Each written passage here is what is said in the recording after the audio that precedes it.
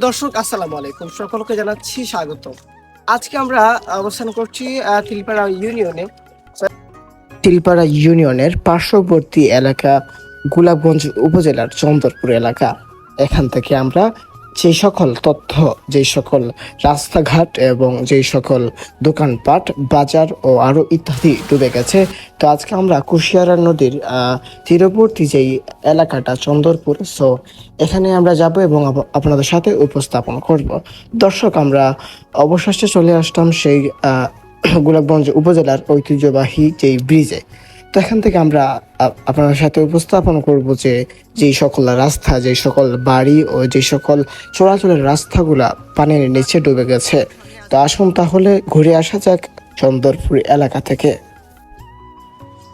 সুপ্রিয় দর্শক, আমরা এই মুহূর্তে অবস্থান করছি কুশিয়ারা নদীর তীরে। সো এখানকার যে বাড়িগুলো, যে রাস্তাগুলো ডুবে গেছে, তো আমরা দেখতে পাচ্ছি যে এই রাস্তাটা ছিল একটা চলাচলের রাস্তা।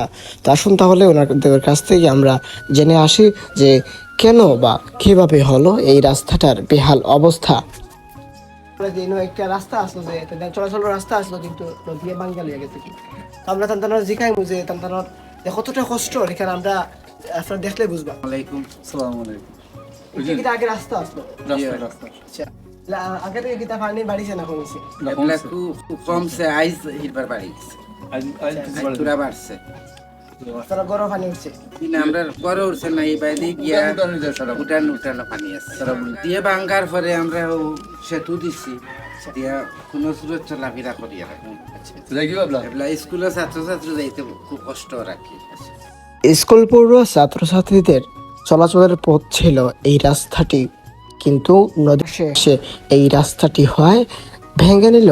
এই রাস্তাটি কোন রকম বাঁশের সেতু দিয়ে চলছে এই রাস্তার চলাচলের কাজ। নদীর তীরে হওয়ায় এই রাস্তাটিও ডুবে গেছে। দেখতে পাচ্ছেন যে এই এলাকার মানুষের কতটা কষ্ট হচ্ছে, এবং এই বাড়িটিও ডুবে গেছে। এলাকার কিছু কিছু বাড়ি ও কিছু কিছু রাস্তা এখনো প্রায় পানির নিচে।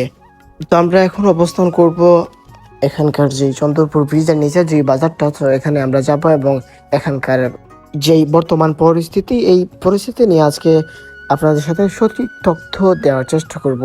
নদীর পাশে এই বাজারটি হয়, নদী থেকে ধেয়ে আসছে অসংখ্য পানি। আসুন তাহলে বাজারের ভিতরে যাওয়া যাক এবং স্থানীয় কয়েকজন বাসিন্দার কাছ থেকে জানা যাক এই বর্তমান বেহাল অবস্থার কিছু খবর। সুপ্রিয় দর্শক, আমরা এখন পেয়ে গেলাম এখানকার বণিক সমিতির সভাপতি যিনি, তো ওনার কাছ থেকে জানবো যে এখনকার এই এলাকার বর্তমান পরিস্থিতি কি।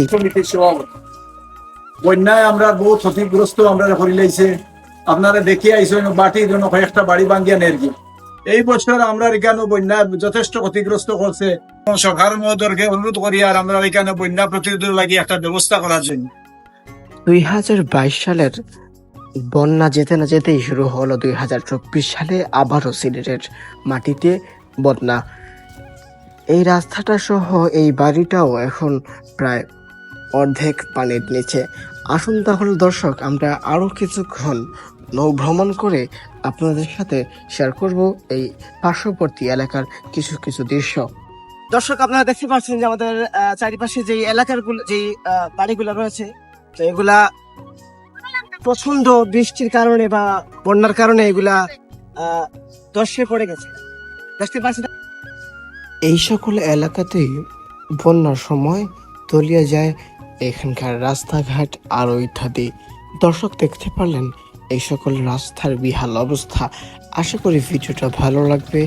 এই পর্যন্ত সকলেই সুস্থ থাকবেন। আল্লাহ হাফিজ।